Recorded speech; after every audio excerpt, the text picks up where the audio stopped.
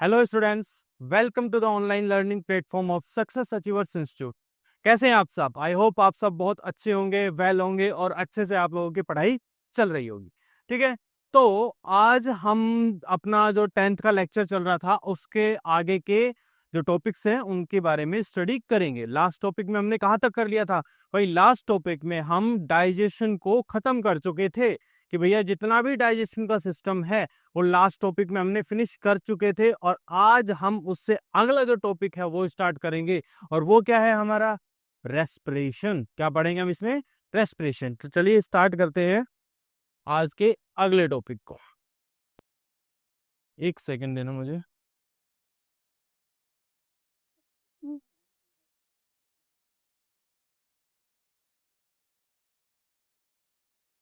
हाँ जी, चलो तो भाई स्टार्ट करते हैं हमारा रेस्पिरेशन।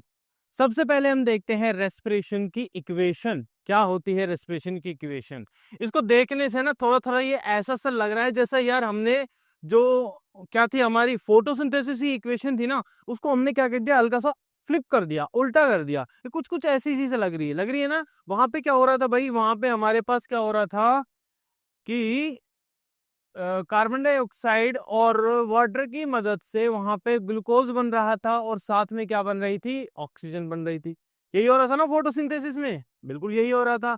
और यहाँ पे क्या हो रहा है? इन दोनों की मदद से, यानी कि ग्लूकोज को ऑक्सीजन की मदद से तोड़ा जा रहा है, और यहाँ पे क्या बन रही है हमारी? कार्बन डाइऑक्साइड और वाटर बन रही है। और यहाँ पे साथ में क्या बनती है भाई? रेस्पिरेशन हम करते क्यों है?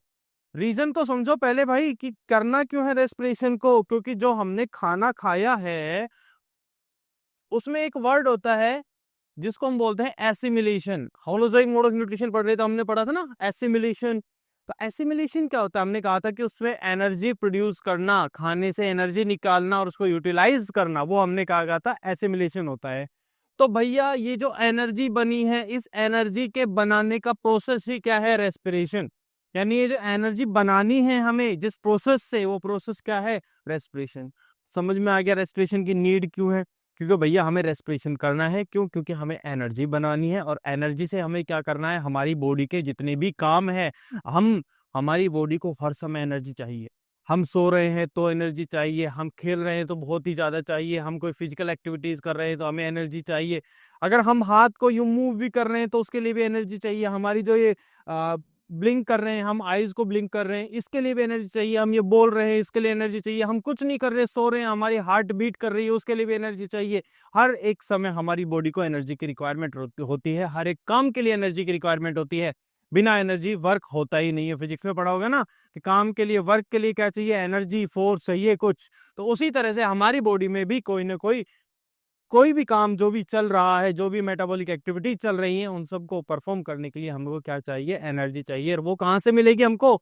हम बोलते हैं ना खाने से एनर्जी मिलेगी। कैसे मिलेगी? उस खाने को ऑक्सीजन की मदद से तोड़ा जाएगा और उससे एनर्जी बनेगी। ठीक है, समझ में आ गया यहाँ तक की बात? चलो, तो भाई हो क्या रहा है रेस्पिरेशन में? देखो ये जो ग्लूकोज का मॉलिक्यूल है, कौन सा मॉलिक्यूल है? ग्लूकोज, यानी कि C6H12O6। ये क्या है हमारे पास? ग्लूकोज का मॉलिक्यूल है। इसको ऑक्सीजन की मदद से तोड़ा जा रहा है। किसकी मदद से? ऑक्सीजन की मदद से तोड़ा जा रहा है। और इससे बन क्या रहा है भैया? हमारे पास CO2 बन के आ रही है, प्लस में हमारे पास वाटर बन के आ रहा है, और प्लस में हमारे पास क्या बन के आ जा रही है? एनर्जी बन के आ रही है। यही तो हमको चाहिए। सिंपल है, कोई दिक्कत नहीं होगी। ठीक है, चलो अब हम देखते हैं, चीजें समझते हैं कि भैया रेस्पिरेशन के टाइप्स कितने होते हैं, कितने तरह का रेस्पिरेशन होता है। मेनली हम बात करें ना, देखो रेस्पिरेशन ये दो तरह का होता है। कितने तरह का होता है? दो टाइप्स का होता है रेस्पिरेशन। एक तो होता है हमारे पास क्या? Aerobic respiration. कौन सा होता है? Aerobic respiration. और एक होता है हमारे पास anaerobic respiration. Aerobic and anaerobic. Aerobic मतलब ऑक्सीजन चाहिए, oxygen, air, air air oxygen चाहिए। और एनएरोबिक मतलब एयर के बिना, यानी ऑक्सीजन के बिना यहाँ पे ऑक्सीजन नहीं होगी। ठीक है, तो यहाँ पे क्या है भाई? हमारे पास ऑक्सीजन क्या है? प्रेजेंट रहेगी। सिंपल सी बात है, नाम से पता चल रहा है कि हमारे पास ऑक्सीजन क्या रहेगी? प्रेजेंट रहेगी। बिल्कुल सही बात है सर, ऑक्सीजन प्रेजेंट रहेगी। तो यहाँ पे क्या होगा सर? क्या यहाँ पे ऑक्सीजन एब्सेंट रहेगी? देखो यहाँ पे दो केस आ जाते हैं, यहाँ पे भी हमारे पास कितने केस आ जाते हैं, दो केस आ जाते हैं। पहला केस क्या आएगा, पहला केस आएगा हमारे पास क्या आएगा कि भैया ऑक्सीजन है तो सही लेकिन जितनी चाहिए उतनी नहीं है। 50 ग्राम रिक्वायरमेंट है भैया, 20 ग्राम ऑक्सीजन है, तो ऑक्सीजन की क्या है, कमी है और लेके आओ। तो इसको हम बोलते हैं लैक ऑफ ऑक्सीजन। क्या कहते हैं, लैक ऑफ ऑक्सीजन। जितनी रिक्वायरमेंट है 100 ग्राम चाहिए। गाजर का हलवा बना रहे, अभी गर्मियां चलती हैं, गर्मियों में क्या मीठा बनेगा, क्या लगेगा अच्छा से मीठा, गर्मियों में तो छोड़ो, गाजर का हलवा ही लेते हैं। गाजर का हलवा बना रहे हैं, ठीक है, उसमें भैया हमें 1 किलो चीनी डालनी है 2.5 किलो, सॉरी क्या हो गया ये तो, हाँ भाई, तो हमें क्या करना है, 2.5 किलो गाजर का हलवा बनाना है और हमें 1 किलो चीनी डालनी है, तो उसमें हमारे पास चीनी रहेगी ½ किलो। तो गाजर में जो हलवे में जो मीठापन है, स्वीटनेस है, वो क्या कम रह जाएगी ना। वही चीज यहाँ पे कि भैया लैक ऑफ ऑक्सीजन है यहाँ पे, यानी जितनी ऑक्सीजन हमें चाहिए एनर्जी प्रॉपर बनाने के लिए, जितनी एनर्जी बनानी चाहिए उतनी एनर्जी नहीं बन रही है, उससे कम ऑक्सीजन है तो कम एनर्जी बन रही है। और दूसरा है कि बिल्कुल ही नहीं है, पता ना डायबिटीज के मरीज सब फीकी चाय दे दो, अरे मत ही पियो भाई, फीकी चाय का क्या पीना है यार, टेस्ट भी कर रहे हो, मतलब है टेस्ट भी बिगाड़ रहे हो, तो मत ही पियो चाय, है ना। लाइक कर देना चाय लवर वाले, बहुत है। राजस्थान में अपनी बढ़िया गर्मी पड़ रही है, 45-46 डिग्री, गरम गरम चाय मिल जाए ऐसे में तो मजा आ जाए, नहीं। चलो भाई, तो भैया एक तरफ है हमारे पास क्या, absence of O2, absence of O2 यानी कि बिल्कुल ही नहीं है। तो ये हो गया हमारे पास टाइप हो गए क्या, एरोबिक रेस्पिरेशन जहां पे ऑक्सीजन प्रेजेंट है, और ये एनारोबिक में दो तरह के हो गए, जहां पे बिल्कुल ही नहीं है या फिर है लेकिन थोड़ी है, जितनी चाहिए उतनी नहीं है। ठीक है, क्लियर बात। चलो भाई, इसी को ही हम थोड़ा सा यहां समझते हैं, अब थोड़ा सा ना तरीके से समझते हैं इस चीज को। देखो भाई, ये है ग्लूकोज, ये क्या है, ग्लूकोज, ये क्या है भाई, ग्लूकोज है, यानी कि C6H12O6, यानी यहाँ पे 6 कार्बन मोलिक्यूल है कि नहीं, 6 कार्बन मोलिक्यूल, बिल्कुल है सर। इसको पहले कन्वर्ट किया जाता है किसमें, पायरुवेट में कन्वर्ट किया जाता है। पायरुवेट क्या है, एक 3 कार्बन मोलिक्यूल है, साथ में यहाँ पे क्या बनती है, थोड़ी सी एनर्जी बनती है। क्या बनती है, थोड़ी सी एनर्जी बनती है। ठीक है, अब ये जो प्रोसेस है ग्लूकोज से और पायरुवेट बनने का जो प्रोसेस है ना, इस प्रोसेस को बोला जाता है ग्लाइकोलाइसिस। क्या बोला जाता है इसको भाई, हम यहाँ लिख देते हैं, क्या बोलते हैं, ग्लाइकोलाइसिस बोलते हैं। और ये प्रोसेस कहाँ होता है सर, ये प्रोसेस जो है ना, सेल का जो साइटोप्लाज्म होता है ना सर, उस साइटोप्लाज्म में होता है। बिल्कुल सही बात है, बिल्कुल सही बात है। क्या सर यहाँ तक किसी तरह के ऑक्सीजन की रिक्वायरमेंट होती है, नहीं, किसी भी तरह की, ये जो ग्लाइकोलाइसिस है इस प्रोसेस में किसी भी तरह की ऑक्सीजन की रिक्वायरमेंट नहीं होती, और ये साइटोप्लाज्म में हो रहा है। यानी कि सर क्या मैं ये बोल सकता हूं कि इस अर्थ पर प्रेजेंट हर एक लिविंग ऑर्गेनिज्म, इस अर्थ पे प्रेजेंट हर एक लिविंग ऑर्गेनिज्म, चाहे वो एरोबिक रेस्पिरेशन कर रहा है, चाहे वो एनारोबिक रेस्पिरेशन कर रहा है, कोई सा भी रेस्पिरेशन कर रहा है, वो इस प्रोसेस को तो परफॉर्म करेगा ही करेगा। क्या बिल्कुल सही बात है, हाँ सर बिल्कुल सही बात है, समझ में आ गया। क्योंकि ये प्रोसेस ग्लाइकोलाइसिस जो हो रही है साइटोप्लाज्म में हो रही है, इसके लिए ऑक्सीजन की रिक्वायरमेंट ही नहीं है। तो ये प्रोसेस तो हर एक लिविंग ऑर्गेनिज्म में होगी, चाहे वो एनारोबिक रेस्पायर करता हो, चाहे वो एरोबिक रेस्पायर करता हो। यानी यहां तक का तो प्रोसेस भैया हमारा सेम रहने वाला है। इसके बाद चीजें क्या हो जाएंगी, बदल जाएगी। अब यहां से हमारे यहां तक साथ रहे, यहां से अलग अलग रास्ते ले लिए, ठीक है। अब यहां से जो अलग अलग रास्ते बन रहे हैं, उन रास्तों की थोड़ी सी बात कर लेते हैं। हम पहले रास्ते पे चलते हैं जहां पे ऑक्सीजन नहीं है। हमने पहला रास्ता सेलेक्ट किया है जहां पे ऑक्सीजन नहीं है, और जब ऑक्सीजन नहीं है तो इट मींस वहां पे जो ये पायरुवेट है ये कन्वर्ट होता है इथेनॉल में, यानी कि C2H5OH, इथेनॉल, अल्कोहल, याद है, अल्कोहल सुना तो याद रहता है भाई, अल्कोहल चीजें सारी याद रहती है। इथेनॉल की बात करते हैं, इथेनॉल में कन्वर्ट होता है, साथ में इसमें बनते हैं कार्बन डाइऑक्साइड यानी कि CO2 बनती है, और साथ में एनर्जी बनती है। क्या बनती है, एनर्जी। इथेनॉल क्या है, एक 2 कार्बन मोलिक्यूल है, C2H5 हम बोल रहे थे, 2 कार्बन मोलिक्यूल है कि नहीं है। कई जगह हम इसी प्रोसेस को क्या बोलते देते हैं, क्या बोल देते हैं इसको, फर्मेंटेशन भी बोल देते हैं। क्या बोल देते हैं, फर्मेंटेशन भी बोल देते हैं। फर्मेंटेशन जैसे कि कहाँ पे होता है, यीस्ट में। कहाँ होता है, यीस्ट में। सर यीस्ट का क्या काम है, भाई इसको काम लिया जाता है बियर एंड ब्रेड में, ब्रेड और बियर बनाने में काम आता है। ये इसका बियर में क्या लगता है, अल्कोहल लगता है। वो अल्कोहल कहाँ से बनता है सर, ये वाला बनता है सर। ठीक है भाई, कोई दिक्कत, क्लियर है सारी चीजें। चलो भाई, तो ये तो हो गया हमारा कौन सा भाई, एन एरोबिक रेस्पिरेशन का, जहां पे ऑक्सीजन बिल्कुल नहीं है, जहां पे ऑक्सीजन बिल्कुल नहीं है। अब हम बात करते हैं उसकी जहां पे ऑक्सीजन है तो सही, लेकिन जितनी चाहिए उतनी नहीं है। यानी कि हम बात कर रहे हैं लैक्टिक एसिड वाले केस की, जहां पे ऑक्सीजन जितनी चाहिए उतनी नहीं है।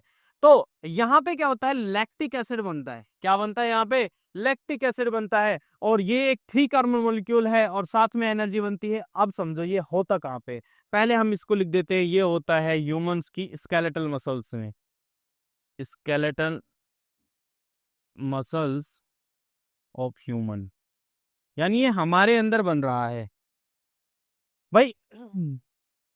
हमारी जो मसल्स है, हमारी जो मसल सेल्स है ना, जैसे मान के चलो एक पर्सन है जो पहले बहुत क्रिकेट खेलता था, बहुत ज्यादा क्रिकेट खेलता था।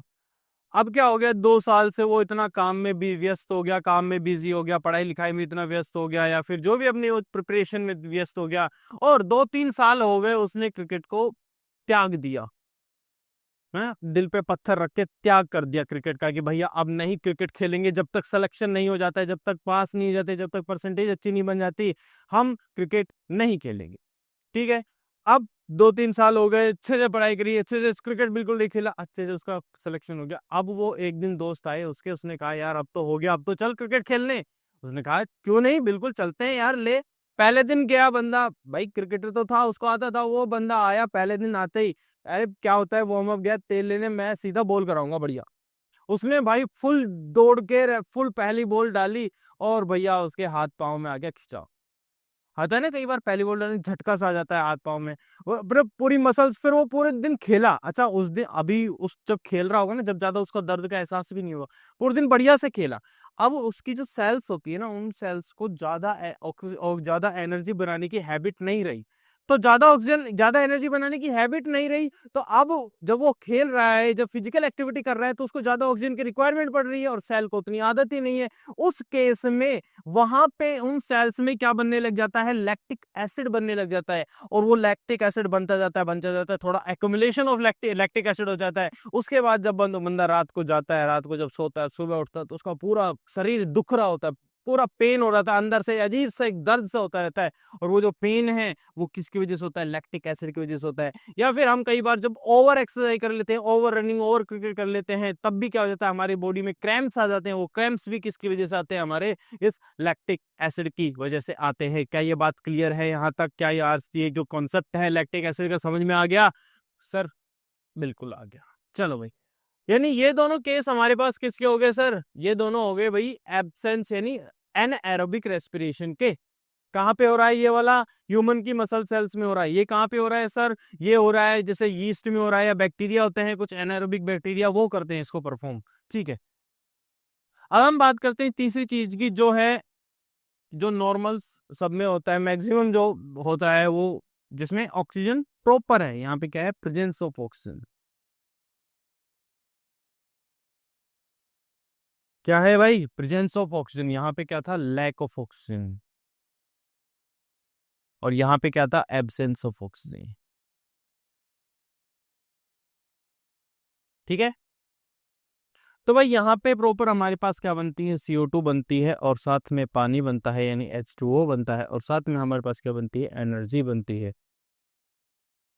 क्लियर है? तो ये वाला जो प्रोसेस है, अच्छा ये जो प्रोसेस है ना, प्रेजेंस ऑफ ऑक्सीजन वाला, ये कहाँ पे होता है, ये होता है इन माइटोकॉन्ड्रिया। कहाँ पे होता है, माइटोकॉन्ड्रिया।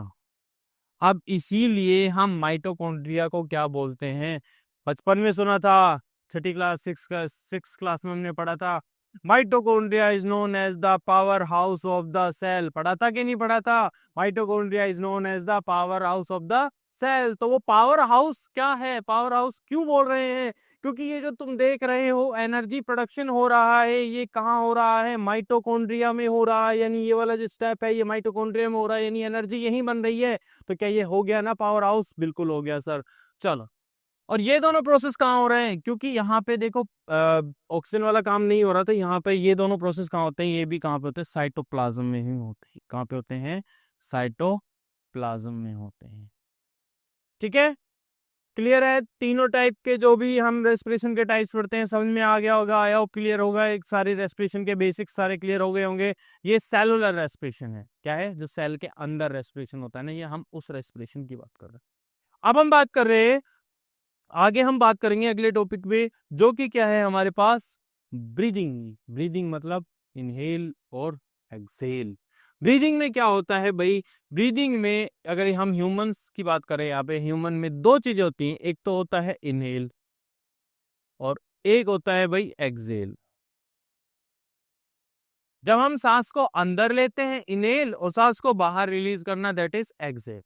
बहुत सिंपल सी चीज है, हम हमारे नोस्ट्रिल के थ्रू यानी नोज के थ्रू क्या करते हैं, इनहेल करते हैं, सांस को अंदर लेते हैं। ये हमारे रेस्पिरेटरी ट्रैक्ट के द्वारा, जिसको हम अभी पढ़ेंगे आगे, कहाँ पे जाती है, ये लंग्स में जाती है।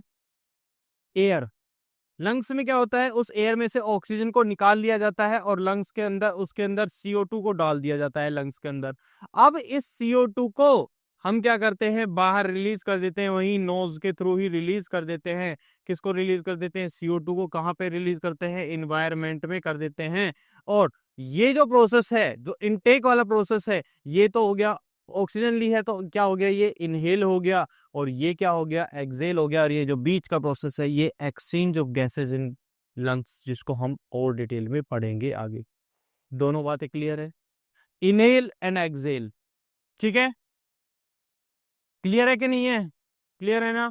चलो, और हम बात करेंगे इसके बारे में। आम देख लेते हैं भाई ह्यूमन रेस्पिरेटरी सिस्टम को। किसको देख लेते हैं, ह्यूमन रेस्पिरेटरी सिस्टम को थोड़ा सा अच्छे से डिटेल में पढ़ लेते हैं। देखो भाई, स्टार्ट कहाँ से हो रहा है, human respiratory system nasal cavity से स्टार्ट हो रहा है। कहाँ से हो रहा है, नेजल कैविटी से स्टार्ट हो रहा है। और जो नोज की जो ओपनिंग होती है, इसको हम बोलते हैं क्या, नोस्ट्रिल। क्या बोलते हैं, नोस्ट्रिल बोलते हैं। ठीक है, उसके बाद नेजल कैविटी आती है, उसके बाद आता है कॉमन एरिया फेरिंग्स। हमने डाइजेशन में भी पढ़ा था, हम फेरिंग्स की बात कर रहे थे। Pharynx is the common area जहां से विंड पाइप भी जाती है और जहां से फूड पाइप भी जाती है। एक सेकंड में पानी पी के आया।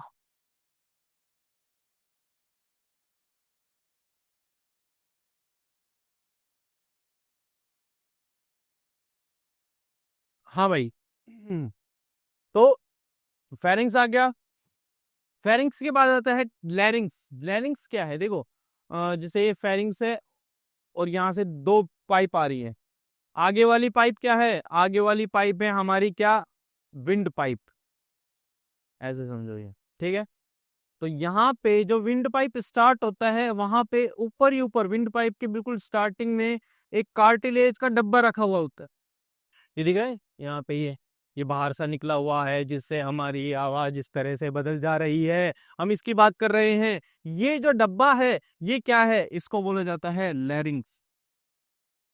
क्या बोलते हैं इसको, लैरिंग्स बोलते हैं। अब इस पे हमारे हाथ लगाने से ही देखो आवाज में कितना बदलाव आ जा रहा है। यानी क्या ये साउंड बॉक्स हो गया हमारा, हाँ सर, हमारा साउंड बॉक्स यही है। ठीक है, इसी से ही आवाज, इसमें क्या है, वोकल कॉर्ड्स होते हैं। क्या होते हैं, वोकल कॉर्ड्स होते हैं। कॉर्ड्स जानते हैं, जैसे गिटार में होते हैं ना कॉर्ड्स, टन टन टन टन, वो कॉर्ड्स में होते हैं, वो चार पांच होते हैं, हम टन टन करते हैं तो आवाज वो वाइब्रेट होते हैं, उससे साउंड क्रिएट होती है। तो वैसे ही हमारे इसमें भी वोकल कॉर्ड्स होते हैं। जब हम बोलते हैं, हमारे लंग्स से एयर आती है, जिस एयर से वो कॉर्ड्स वाइब्रेट करते हैं, जिससे साउंड क्रिएट होती है। ठीक है, चलो, साउंड क्रिएट कैसे होती है ये हमारा टॉपिक नहीं है, इसलिए मैं थोड़ा जल्दी बोल गया।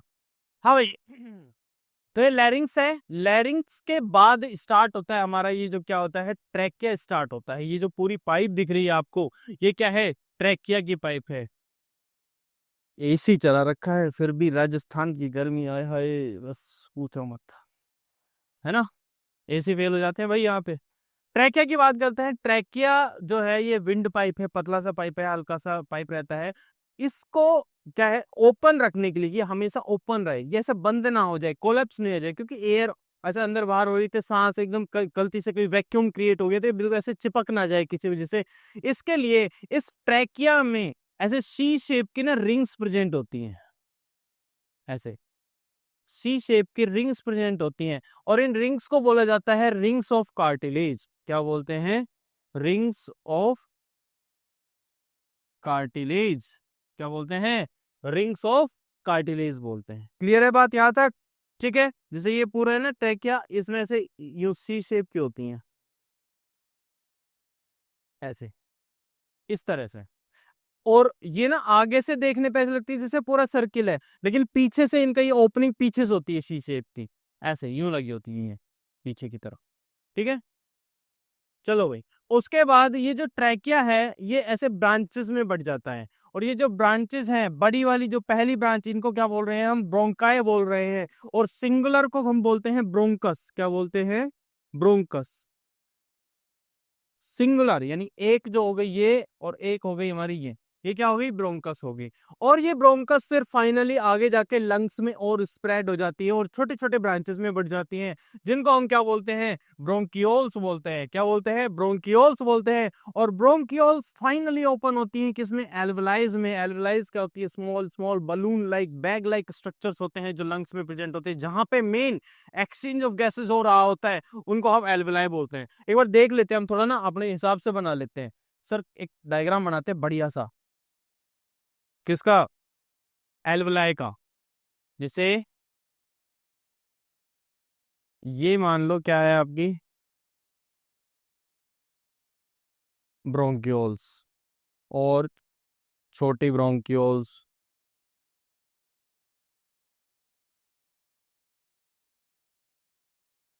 ठीक है, ठीक है। और छोटी ब्रोंक्यूल्स।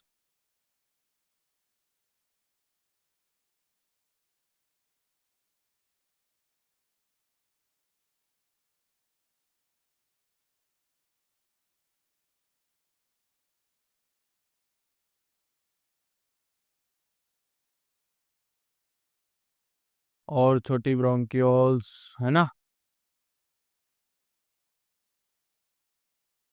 और छोटी ब्रोंक्यूल्स।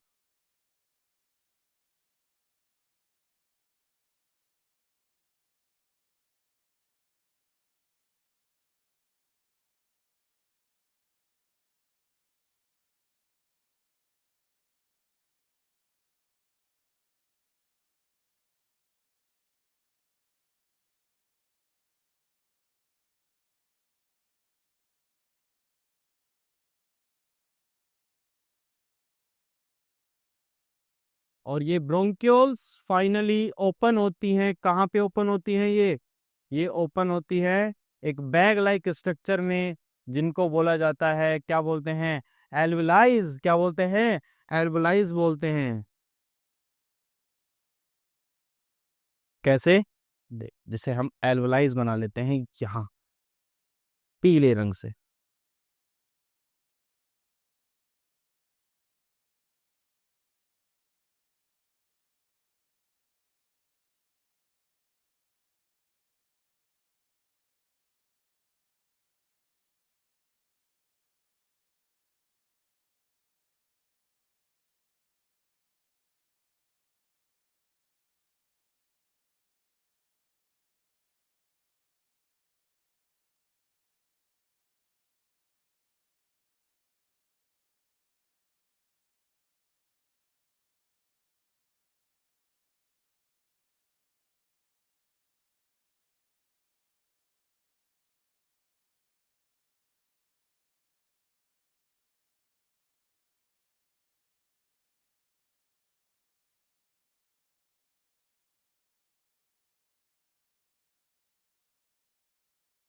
हाँ भाई, दिख रहा है ये कुछ सा? तो इस तरह का पूरा एक नेटवर्क होता है हमारे लंग्स में। हमारे लंग्स में पूरा एक नेटवर्क होता है। ब्रोंक्यूल्स होती है। ब्रोंक्यूल्स भी ऐसे होती हैं, primary bronchioles, secondary bronchioles, tertiary bronchioles, ऐसे छोटी होती जाती हैं, और फाइनली ओपन होती है ऐसे बलून लाइक स्ट्रक्चर में। और इन बलून लाइक स्ट्रक्चर्स को ही हम क्या बोलते हैं? एल्वलाइज बोलते हैं। ये बलून लाइक स्ट्रक्चर्स आपको दिख रही हैं, ये क्या है? और तेरी तो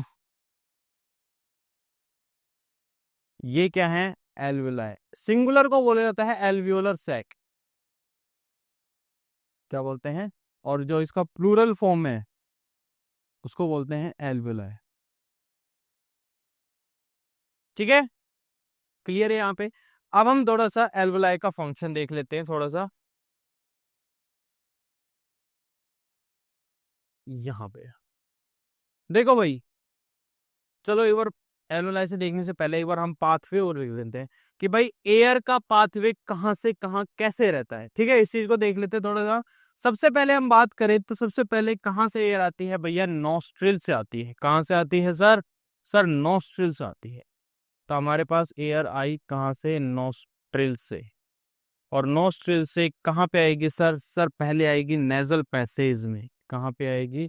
नेजल पैसेज में आएगी। और उसके बाद कहाँ जाएगी सर? फेरिंग्स में जाएगी। कहाँ जाएगी? फेरिंग्स में जाएगी। उसके बाद कहाँ जाएगी सर? लैरिंग्स में जाएगी। कहाँ जाएगी? लैरिंग्स में। उसके बाद कहाँ जाएगी सर? ट्रैकिया में जाएगी। कहाँ जाएगी? ट्रैकिया में जाएगी। उसके बाद कहाँ जाएगी? ब्रोंकाई में जाएगी। उसके बाद कहाँ जाएगी? ब्रोंकियोल्स में जाएगी। कहाँ जाएगी? ब्रोंकियोल्स में जाएगी। उसके बाद कहाँ जाएगी? एल्वेलाइज में जाएगी। ठीक है, अब हम जब हम ब्रीथ इन कर रहे होते हैं तो आती क्या है भाई? O2, oxygen, oxygen, oxygen, oxygen, oxygen, oxygen. अरे ये कहाँ लिख दिया मैंने? हाँ, ऑक्सीजन। अब जो वापस जाएगी वो क्या जाएगी सर? वापस जाएगी आपकी कार्बन डाइऑक्साइड। वापस क्या जा रही होगी? Carbon dioxide. वापस क्या जा रही होगी? CO2। तो यहाँ से सारी CO2 क्या हो गई? निकल के बाहर आ गई। CO2 निकल के और नोस्ट्रिल से बाहर निकल गई CO2। और नोस्ट्रिल के अंदर क्या आ गई सर? अंदर आ गई हमारे पास क्या? अरे तेरी तो ये कहाँ से आ गया भाई? ऐसे मत आया यार।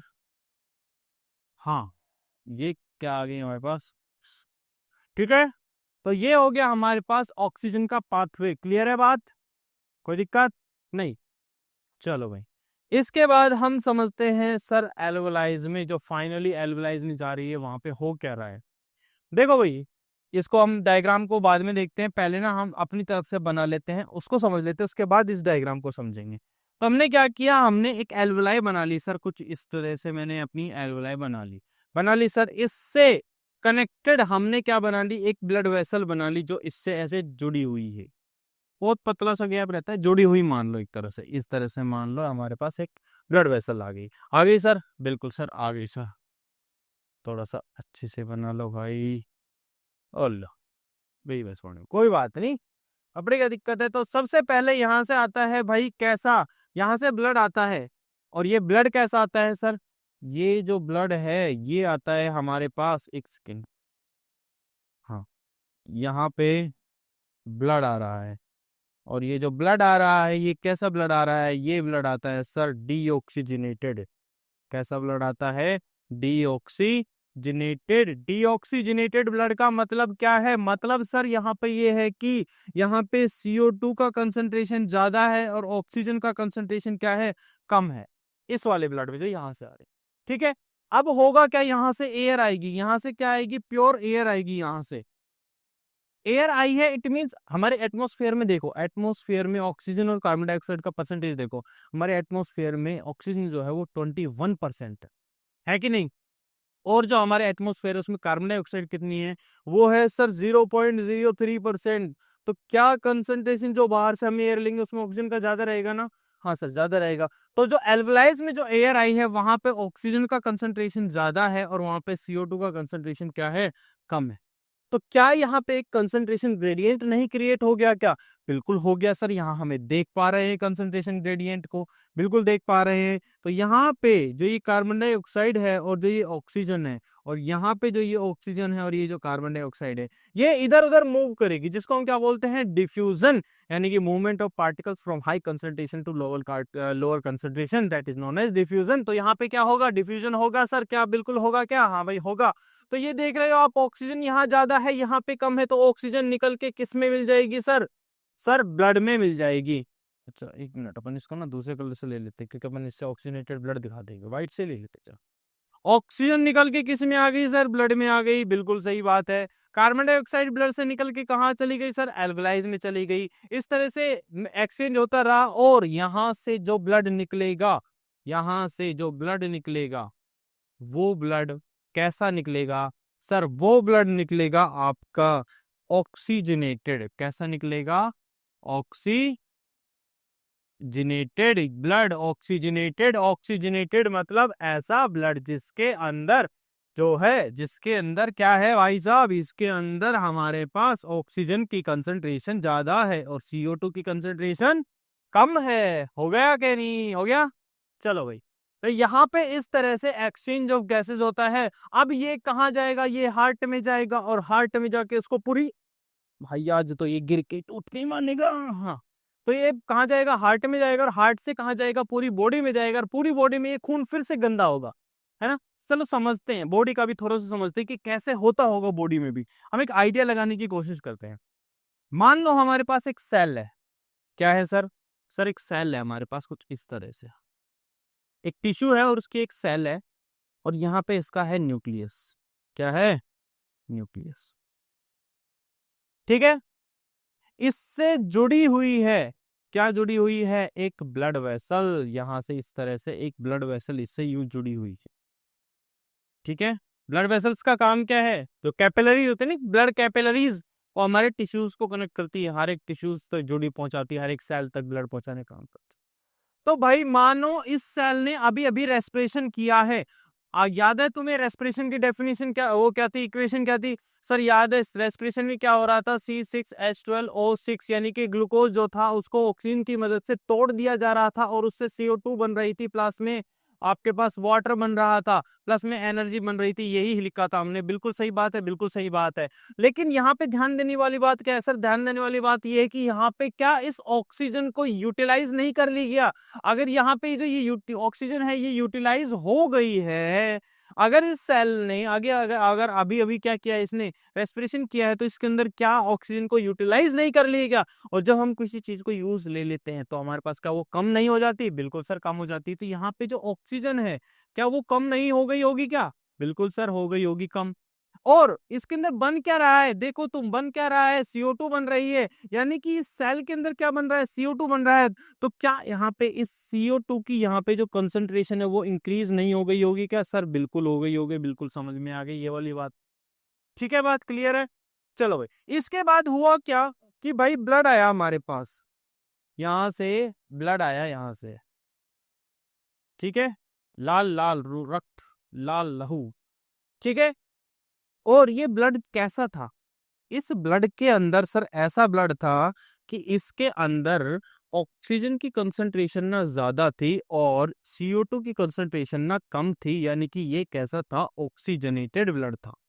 कैसा ब्लड था? ऑक्सीजनेटेड ब्लड था। बिल्कुल सही बात है सर। हाँ सर, हार्ट से यही वाला ब्लड आया था। अब क्या हो रहा है? क्या फिर से वही एक तरह से तुम देख पा रहे हो कि कंसंट्रेशन ग्रेडियंट नहीं बन गया क्या? बन गया ना कंसंट्रेशन ग्रेडियंट। तो फिर से वही हो जाएगा। देखो भाई कैसे होगा, यहाँ देखो, ऑक्सीजन जो है, ऑक्सीजन जो है वो यहाँ पे ज्यादा है बाहर ब्लड में, और सेल के अंदर क्या है? कम है। तो फिर से movement of particle from high concentration low concentration हो जाएगा। यहाँ पे कार्बन डाइऑक्साइड को देखो, यहाँ ज्यादा है और यहाँ पे कार्बन डाइऑक्साइड कम है, तो यहाँ पे फिर से ये हो जाएगा। हो गया। अब ब्लड के अंदर क्या आ गया सर? ब्लड के अंदर तो कार्बन डाइऑक्साइड आ गई, और ब्लड के अंदर क्या आ गई? कार्बन डाइऑक्साइड आ गई। और ब्लड के अंदर से निकल क्या गया सर? ब्लड के अंदर से निकल गया ऑक्सीजन। तो अब ये ब्लड क्या डीऑक्सीजनेटेड नहीं हो गया क्या? कैसा हो गया? डीऑक्सीजनेटेड हो गया। और डीऑक्सीजनेटेड हो गया, अब ये किस में जाएगा? हार्ट में जाएगा। हार्ट इसको वापस लंग्स में भेजेगा। लंग्स में भेजेगा तो लंग्स में क्या होगा सर? लंग्स में फिर ये डीऑक्सीजनेटेड ब्लड आया, फिर यहाँ पे एल्वलाइज में प्योर एयर आई होगी, फिर एक्सचेंज हुआ होगा, फिर ये हार्ट के पास जाएगा साफ होके, फिर हार्ट इसको कहाँ भेजेगा? पूरी बॉडी में भेजेगा।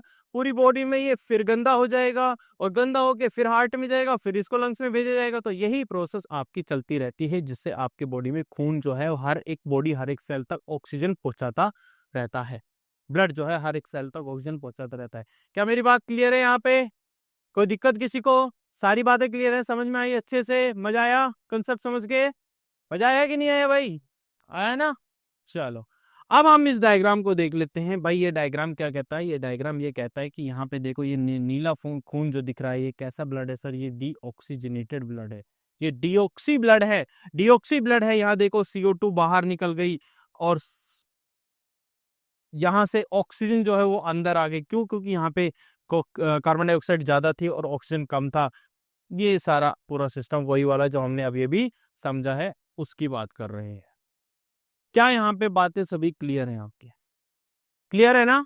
चलो अब हम देखते हैं, हमने एक और चीज नहीं देखी अभी तक। क्या नहीं देखी है सर? ये तो सारी बातें कर चुके थे। हाँ, हमने इस चीज की बात नहीं करी। ये जो भाई साहब है ना नीचे बैठे हैं, खोड़े भाई साहब, हाँ भाई कहाँ है? ये रहा डायफ्राम। हम इसकी बात तो करी नहीं। सर होता क्या है डायफ्राम में? ये देखो आप देख रहे हो, ये ऐसे इस तरह से डोम शेप सा स्ट्रक्चर रहता है। अब मान के चलो एक बार के लिए ना मैं इसमें से सारी चीजें हटा दे रहा हूँ, ठीक है? थोड़ा सा समझना इस चीज को, कॉन्सेप्ट को समझना। समझने का तरीका बहुत आसान है। देखो भाई, ये जो एरिया है ना, ये वाला एरिया जो अभी मैं मार्क कर रहा हूं,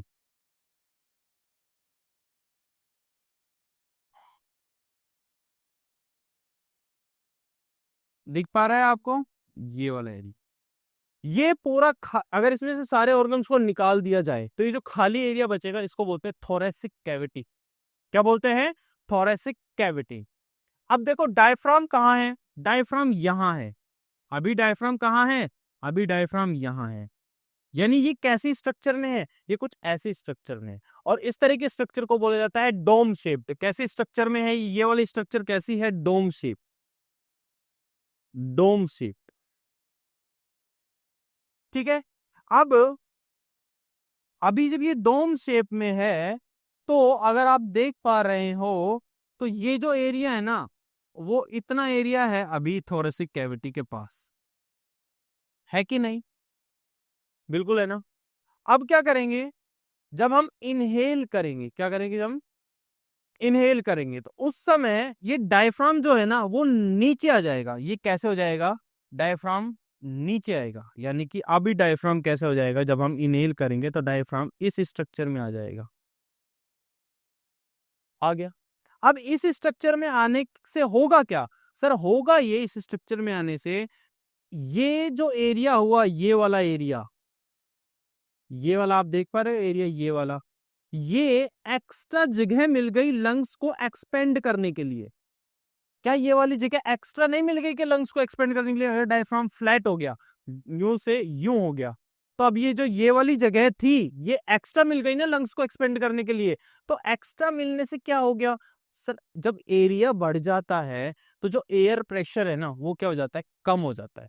ठीक है, जब एरिया इंक्रीज होता है तो एयर प्रेशर क्या होता है? कम हो जाता है, जिसकी वजह से हम ब्रीथ इन करते हैं जब एयर प्रेशर कम हो जाता है। ठीक है, ये कॉन्सेप्ट समझ में आया? जब जब हम ब्रीथ इन करते हैं यानी इनहेल करते हैं, तो जो ये डायफ्राम है ये कैसा हो जाता है? फ्लैट हो जाता है। कैसा हो जाता है? फ्लैट स्टेज में हो जाता है। यानी ये कैसा डायफ्राम है? फ्लैटेंड है। अरे तेरी तो,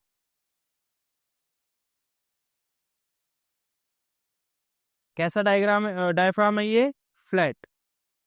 और फ्लैट डायफ्राम होने के कारण एक्स्ट्रा एरिया मिल जाता है लंग्स को क्या करने के लिए? एक्सपेंड करने के लिए।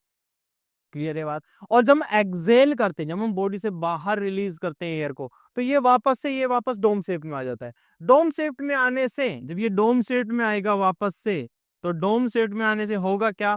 एरिया कम हो जाएगा। एरिया कम होने से प्रेशर, अंदर का प्रेशर क्या हो जाएगा? बढ़ जाएगा, जिससे हम एयर को बॉडी से बाहर रिलीज करते हैं।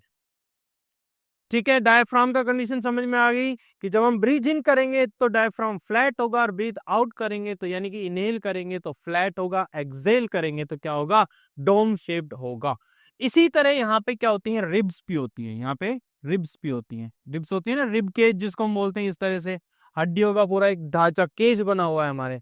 तो ये रिब्स भी क्या होती है? जब हम ब्रीथ इन करते हैं तो रिब्स अपवर्ड डायरेक्शन में उठती हैं। जब हम इनहेल करते हैं, इनहेल के समय रिब्स क्या होती हैं? रिब्स ये अपवर्ड डायरेक्शन में मूव करती हैं। और जब हम एक्सेल करते हैं तो रिब्स क्या करेंगी? ये डाउनवर्ड डायरेक्शन में मूव करेंगी। क्लियर है ये दोनों बातें? बिल्कुल सही, समझ में आ गया पूरा कॉन्सेप्ट? ठीक है, चलो आगे बात करते हैं। हम ये सारी बात कर चुके हैं, अब हम बात करते हैं रेस्पिरेशन इन एक्वेटिक ऑर्गेनिज्म। कि भैया जो एक्वेटिक पानी वाले ऑर्गेनिज्म, हम तो भाई इन्वायरमेंट में सांस ले लेते हैं, ठीक है, हम तो इन्वायरमेंट ऑक्सीजन से काम चला लेते हैं। ये जो पानी वाले हैं, फिशेज हैं, ये कहाँ से ऑक्सीजन लेती हैं? तो इनके पास इन ये लेती हैं जो पानी में ऑक्सीजन डिजोल्व होती है ना, उसको लेती है। अब एक बात सोचो, पानी में ऑक्सीजन जो डिजोल्व है उसका कंसंट्रेशन ज्यादा है या फिर जो एयर में ऑक्सीजन है उसका? सर बिल्कुल एयर का ऑक्सीजन ज्यादा है और पानी वाली ऑक्सीजन का कम है। तो होगा क्या सर कि इन्हें अपनी बॉडी की पूरी ऑक्सीजन डिमांड को कंप्लीट करने के लिए जो ये ब्रीदिंग है, जो हम बोल रहे हैं ना, ब्रीदिंग, ब्रीदिंग मतलब inhaling and excelling inhaling and excelling, क्या ये दोनों चीजें फास्टर नहीं करनी पड़ेगी क्या एज कंपेयर टू टेरेस्ट्रियल? क्योंकि टेरेस्ट्रियल में जब वो एक ब्रीद इन कर रहे हैं तो बहुत सारी एयर अंदर आ जा रही है, लेकिन जब ये एक इनहेल कर रहे हैं, ये क्या इनहेल करते हैं? ये वाटर इनहेल, मतलब एक तरह से वाटर लेते हैं और उसमें जितनी ऑक्सीजन आती है उतनी आती है। तो एक बार में इनके वाटर के साथ कम ऑक्सीजन आती है, तो इनको बार बार ज्यादा वाटर लेना पड़ता है। यानी कि ये इनको जो इनकी जो ब्रीदिंग रेट है, जो इनकी ब्रीदिंग रेट है, क्या ब्रीदिंग रेट,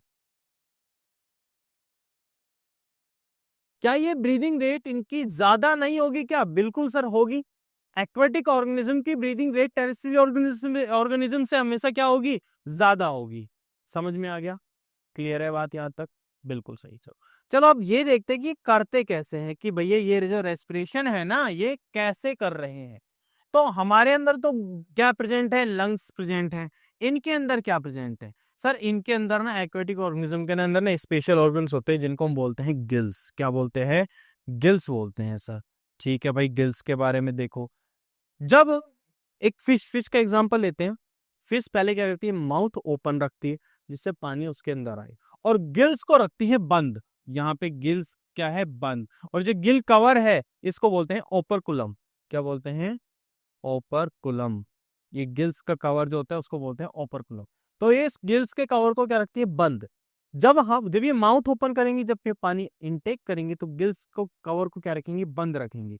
अब जब पानी आया, पानी आने के बाद उस पानी में से ऑक्सीजन को निकाल लिया जाएगा और उसमें कार्बन डाइऑक्साइड उस पानी में मिला दी जाएगी। और जब ये मुंह बंद करेंगी, माउथ को क्लोज करेंगी, उस समय ये ओपरकुलम को क्या कर देंगी? ओपन कर देंगी, यानी गिल्स कवर को क्या कर देंगी? ओपन कर देंगी। तो जो पुराना पानी था जिसमें ऑक्सीजन की, इन्होंने कार्बन डाइऑक्साइड, जिसकी ऑक्सीजन को निकाल चुके हैं, कार्बन डाइऑक्साइड उस पानी में मिला चुके हैं, उस पानी को ये क्या कर देंगी? बाहर रिलीज कर देंगी। इस तरह से रेस्पिरेशन इनके अंदर हो जाता है। ठीक है, तो ये क्या है? पानी को ऐसे इनटेक करती है और फिर गिल्स के थ्रू बाहर निकालती है। जब इनटेक कर रही होती है तो उस समय गिल्स बंद होते हैं, और जब पानी को बाहर निकाल रही होती है उस समय माउथ बंद होता है। यानी कि दोनों में से एक ही चीज हमेशा, एक चीज हमेशा बंद रहेगी और एक चीज हमेशा खुली रहेगी। क्लियर है बात यहाँ पे? क्लियर है कि नहीं है? यहाँ पे आपका जो रेस्पिरेशन का टॉपिक है वो क्या होता है? कंप्लीट होता है। क्योंकि प्लांट्स के अंदर रेस्पिरेशन कोई खास नहीं है, क्योंकि देखो प्रोसेस वगैरह तो यही होती है। ऑक्सीजन लेते कहाँ से हैं? वो हम पढ़ चुके हैं सर। कहाँ से लेते हैं? स्टोमेटा के थ्रू लेते हैं। स्टोमेटा क्या होते हैं? स्मॉल ओपनिंग्स होते हैं जिनके थ्रू वो क्या करते हैं? कार्बन डाइऑक्साइड और ऑक्सीजन का क्या करते रहते हैं? एक्सचेंज करते रहते हैं। तो यहाँ पे आपका रेस्पिरेशन का टॉपिक खत्म हो जाता है। यानी कि आज की क्लास में हमने एक क्लास में पूरा एक लाइफ प्रोसेस को कंप्लीट कर दिया है। तो क्या यहाँ तक सभी को बात क्लियर है? क्लियर है तो जब भी आप ये वीडियो को देखें तो एक कमेंट जरूर कर दें कि सर हाँ समझ में आ गया, मजा आ गया आज की क्लास में। मजा आया हो तो जरूर कमेंट करना, ठीक है, लाइक करना और शेयर भी करना, और अगर नए हैं इस चैनल पे तो एक बार सब्सक्राइब भी कर देना चैनल को। तो अब मिलते हैं अब अगली वीडियो में। आगे हम पढ़ेंगे क्या? Transportation system. आज के लिए इतना ही। Thank you.